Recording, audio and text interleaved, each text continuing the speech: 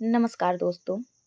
मदन एक ऑटो चालक था और उसी से अपना गुजारा करता था। एक दिन वह ऑटो लेकर कहीं जा रहा था। अचानक ट्रैफिक पुलिस ने उसे रोक लिया और कहा, तुमने ट्रैफिक नियमों का उल्लंघन किया है, तुम्हें जुर्माना भरना पड़ेगा। मदन ने हैरानी से पूछा, मैंने कौन सा नियम तोड़ा है पुलिस? पुलिस वालों ने जवाब दिया, या तो जुर्माना भरो वरना हमारे साथ थाने चलो।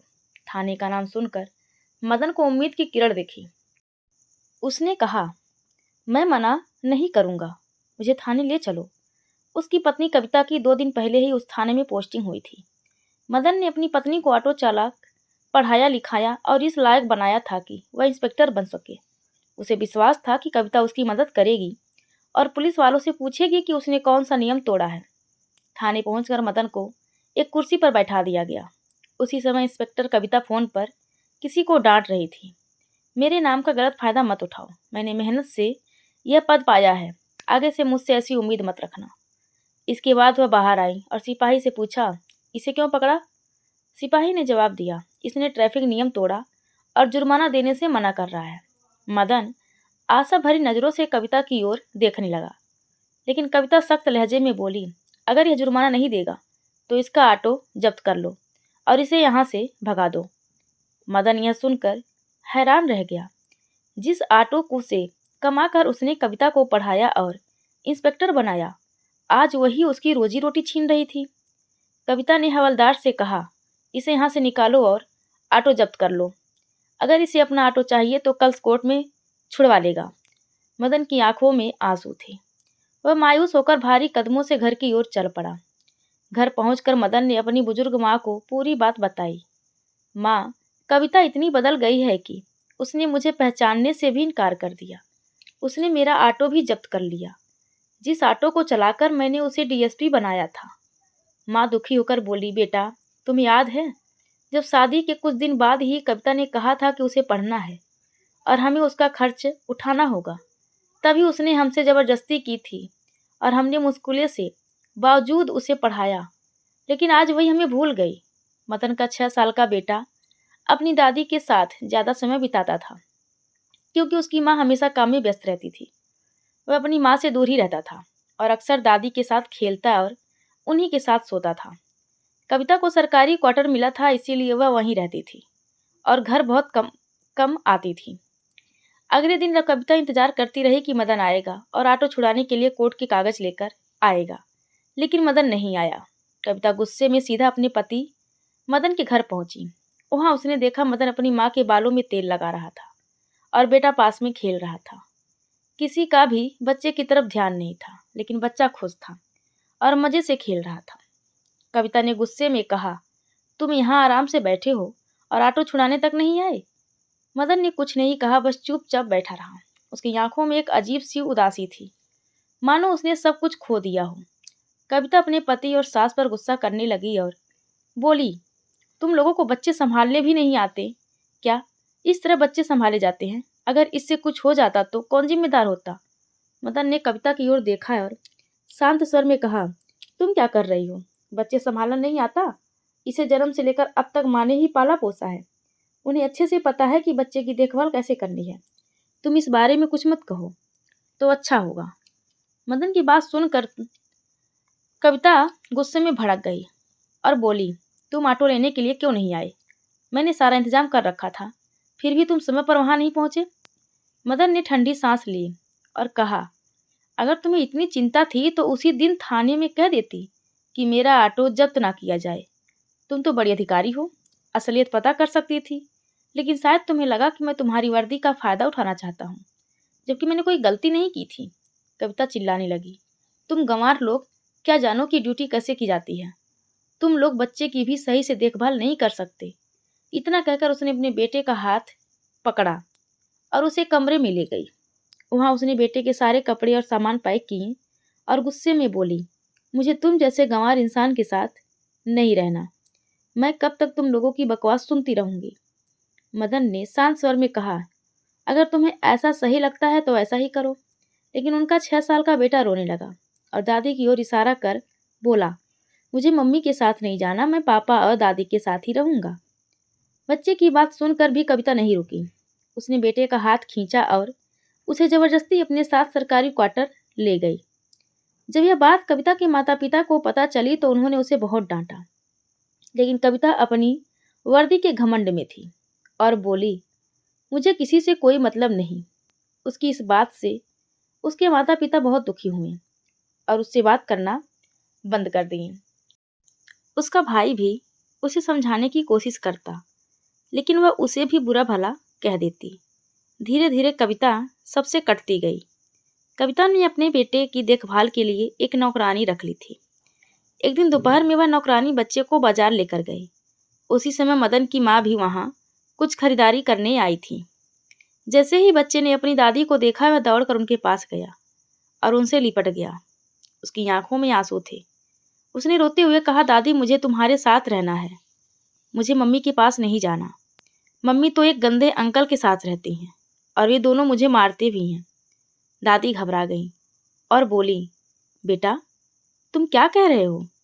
मम्मी किस गंदे अंकल के साथ रहती हैं? बच्चे ने जवाब दिया, मम्मी के घर एक अंकल रोज आते हैं, कभी कभी छुट्टी वाले दिन पूरा दिन रहते हैं और रोज शाम को जरूर आते हैं। अगर मैं सोता नहीं हूँ तो मम्मी और वह अंकल मुझे मारते हैं, इसीलिए अब मैं सोने का नाटक करने लगा हूँ। जब वे दोनों साथ होते हैं तो घंटों बातें करते हैं और जोर जोर से हंसते हैं। मुझे यह सब देखकर बहुत बुरा लगता है। दादी मुझे अब मम्मी के पास नहीं रहना। इतने में नौकरानी बच्चे को ढूंढते हुए वहां आ गई। उसने देखा कि बच्चा अपनी दादी से लिपटा हुआ था। वह जल्दी से बच्चे का हाथ पकड़कर खींचने लगी, लेकिन बच्चा रोते हुए बोला, मुझे मम्मी के पास नहीं जाना, मुझे पापा और दादी के साथ रहना है। दादी ने नौकरानी से कहा, कोई बात नहीं, तुम आराम से अपना सामान खरीद लो, तब तक मैं बच्चे के साथ बैठी हूँ। दादी का मन था कि वह अपने पोते को अपने साथ ले जाए, लेकिन वह मजबूर थी। नौकरानी ने साफ कहा था, मेरी मालकिन ने सख्त हिदायत दी है कि यह बच्चा उनके पास नहीं जाना चाहिए।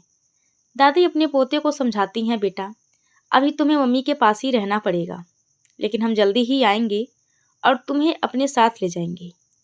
इतना कहकर वह बच्चे को समझा बुझाकर नौकरानी के साथ भेज देती हैं और खुद घर लौट आती हैं। दादी के दिमाग में बार बार वही बातें घूम रही थी जो उसके पोते ने उसे बताई थी। उसका मन बेचैन था कि उसके बेटे की पत्नी इस तरह का गलत काम कर रही है। वो यह बात बेटे को बता नहीं चाहती थी, लेकिन आखिरकार उसे मजबूरी में सब कुछ बताना पड़ा। दादी ने मदन को सब कुछ बता दिया और कहा, आज बाजार में पोते से मुलाकात हुई थी। उसने बताया कि घर में कोई अनजान भी आता है जो उसे डांटता है और मारता भी है। मदन यह सुनकर चौंक गया। उसने तय किया कि वह खुद जाकर देखेगा कि आखिर सच्चाई क्या है। एक दिन छुट्टी वाले दिन मदन बिना बताए अपनी माँ के साथ कविता के सरकारी वाले क्वार्टर पर पहुंच जाता है। वह दरवाजे की घंटी बजाता है। अंदर से कविता नींद में ही दरवाजा खोलती है और उसे देखकर घबरा जाती है। कविता गुस्से में पूछती है, तुम लोग यहाँ क्या कर रहे हो? मदन की माँ बोली, हम अपने बेटे और पोते से मिलने आए हैं, इसमें गलत क्या है? कविता उनकी बात सुनकर चुप हो गई। मदन बिना कुछ कहे घर के अंदर चला गया। वहां का नजारा देखकर उसका खून खौल उठा। कमरे में बेड पर एक नौजवान आदमी लेटा हुआ था और उनका बेटा पास में सोया पड़ा था। यह देखकर मदन को बहुत गुस्सा आया। उसने गुस्से में कविता को एक जोरदार थप्पड़ मार दिया। कविता के गाल पर थप्पड़ पड़ते ही वह आदमी तुरंत उठकर बैठ गया और गुस्से में बोला, कौन है यह बदतमीज जो तुम्हें मार रहा है? कविता ने उस आदमी की ओर देखकर कहा, यही तो है मेरा निकम्मा गंवार पति। मदन यह सुनकर और ज्यादा गुस्से में आ गया। गुस्से के मारे उसका शरीर कांपने लगा, लेकिन उसकी माँ ने उसे शांत किया और कहा, बेटा धैर्य रखो। मदन ने अपने बेटे को गोद में उठाया और कहा, तो इसीलिए तुम यहाँ रह रही थी? दरअसल वो नौजवान आदमी कोई और नहीं बल्कि कविता का सीनियर था, जिससे उसका ट्रेनिंग के समय से ही अवैध संबंध था। अब जब सब कुछ खुल गया था तो कविता ने साफ साफ कह दिया, अच्छा हुआ जो तुम लोगों ने खुद आकर देख लिया। अब मुझे तुम जैसे गंवार इंसान से कोई रिश्ता नहीं रखना। आज के बाद मेरी शक्ल मत देखना। मदन अपने बेटे को लेकर जाने लगा। उसकी माँ भी चुपचाप वहां से निकलने लगी। तभी कविता ने मदन को रोककर कहा, जाते जाते यह भी कर दो, मैंने पहले ही तलाक के पेपर तैयार कर रखे हैं, इन पर साइन कर दो। मदन ने बिना कुछ कहे तलाक के कागजों पर साइन कर दिए और बेटे को लेकर वहां से चला गया। अब मदन अपने घर के एक कमरे में बैठा था। उसकी माँ भी पास में ही बैठी और सोच रही थी कि बेटे की जिंदगी को दोबारा कैसे पटरी पर लाया जाए। तभी मदन की माँ ने पुराना संदूक खोला और उसमें कुछ ढूंढने लगी। अचानक उन्हें एक कागज मिला। यह एक जमीन के कागजात थे। माँ ने मदन को वह कागज दिखाते हुए कहा, बेटा देखो यह क्या है। मदन ने ध्यान से पढ़ा और पता चला कि वह जमीन करोड़ों की थी। इसके बाद मदन ने वो जमीन बेच दी और करोड़ों रुपए मिल गए। अब उनके पास पैसे आ गए थे। उन्होंने एक अच्छा सा घर बनाया। मदन पढ़ाई में बहुत अच्छा था, लेकिन अपनी पत्नी की पढ़ाई के लिए उसने खुद की पढ़ाई छोड़ दी थी। अब उसने फैसला किया कि वह अपनी पढ़ाई पूरी करेगा और एक अच्छा मुकाम हासिल करेगा। इसके बाद मदन ने फिर से पढ़ाई शुरू कर दी और अपने भविष्य को नई दिशा देने की ठान ली।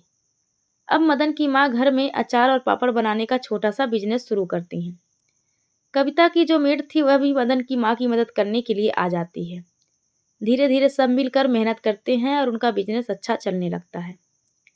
उनके पास पैसे आने लगते हैं और अब मदन को पैसों की कोई कमी नहीं रहती। वह अपनी पढ़ाई पर ध्यान लगाता है। कुछ समय बाद, लगभग 2 साल बाद, मदन का एसपी के पद पर चयन हो जाता है। एसपी बनने के बाद मदन का नाम मीडिया में छाने लगता है। लोग उसे ऑटो वाला एसपी कहकर बुलाने लगे। उसके बारे में इंटरव्यू लेने के लिए कई लोग उनके घर आने लगे। मदन अपनी ड्यूटी करने के लिए उसी इलाके में पोस्टिंग करवाता है जहां उसकी पत्नी कविता की पोस्टिंग थी। लेकिन कविता अपने सीनियर अधिकारी के साथ अवैध रिश्ते में थी। उस अधिकारी ने कविता का एक वीडियो बना लिया था जिसमें वह रिश्वत ले रही थी। वह वीडियो बार बार उसे धमकी देकर दिखाता है और उसे परेशान करता। कविता को अपनी गलती का एहसास होता है, लेकिन वह कुछ नहीं कर पाती क्योंकि उसने मदन से तलाक ले लिया था। समय बीतने के साथ कविता की हालत और भी खराब हो जाती है। वह जानती थी कि उसका प्रेमी पहले ही शादीशुदा था और उसके 2 बच्चे थे। एक दिन उसने उस व्यक्ति से यह सवाल किया तो उसने उसे धमकी दी, अगर तुम मुझसे कुछ भी कहोगी तो मैं तुम्हारा वीडियो सबको दिखा दूंगा और तुम्हारी नौकरी भी चली जाएगी। इस डर से कविता चुपचाप अपनी जिंदगी जीने लगी। उसने खाना पीना छोड़ दिया, अच्छे कपड़े पहनना बंद कर दिया और उस आदमी ने उसे फ़ोन भी रखने से मना कर दिया था। एक दिन जब एसपी साहब के स्वागत के लिए पार्टी रखी गई और उस पार्टी में कविता को भी शामिल होनी थी, वह जब पार्टी में शामिल हुई तो उसे स्टेज पर बुलाया गया और कुछ शब्द कहने के लिए कहा गया। जैसे ही वह स्टेज पर चढ़ी, उसे चक्कर आ गए और वह बेहोश होकर गिर पड़ी। कविता को अस्पताल ले जाया गया। मदन, अब जो एसपी थे, वे देखे कि वही कविता जो पहले घमंड में रहती थी आज बहुत कमजोर हो गई थी। वह अब ठीक से खा भी नहीं रही थी। डॉक्टर ने कहा कि कविता की हालत कमजोरी के कारण खराब हुई है। मदन को यह सुनकर बहुत हैरानी हुई। वह सोचने लगा, एक इंस्पेक्टर को ऐसी कमजोरी कैसे हो सकती है। कुछ दिन बाद कविता सोचने लगी कि वह कभी मदन से मिलेगी और उसे सारी सच्चाई बताएगी। तभी एक दिन जब कविता मार्केट में जा रही थी, उसे अपनी सास मिल गई। वह अचानक अपनी सास के सामने आकर खड़ी हो गई और कहा, माँ जी आप कैसी हैं। सास ने चश्मा नहीं पहना था और उसे पहचान नहीं पाई। वह बोली, तुम कौन हो और मुझे माँ जी क्यों कह रही हो। तब कविता ने कहा, माँ जी मैं कविता हूँ, क्या आप मुझे पहचान नहीं पा रही हैं। कविता की सास को उसकी शक्ल नहीं पहचान पाई क्योंकि उसकी हालत बहुत बदल चुकी थी। सास ने कहा, तुमने मेरे बेटे को ठुकरा दिया, मुझे तुम्हारी कोई ज़रूरत नहीं। अब मदन की माँ का बिजनेस अच्छा चल रहा था और वह बाजार में सामान खरीदने आई थी।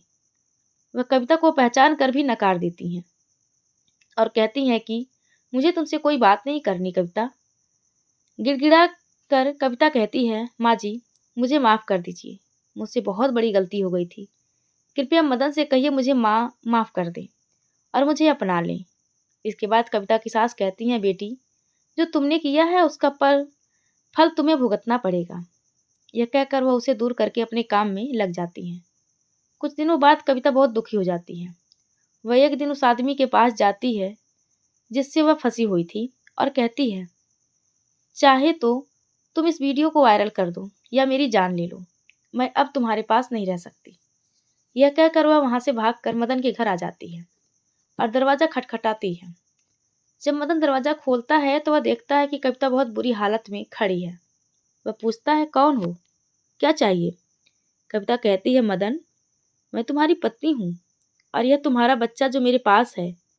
मदन कहता है, मैंने पहले ही तुम्हें तलाक दे दिया है और हाँ, यह बच्चा अब मेरे पास रहेगा और अब मुझे तुमसे कोई मतलब नहीं है। अगर तुम आज के बाद यहाँ आई तो मैं तुमसे बुरा बर्ताव करूँगा।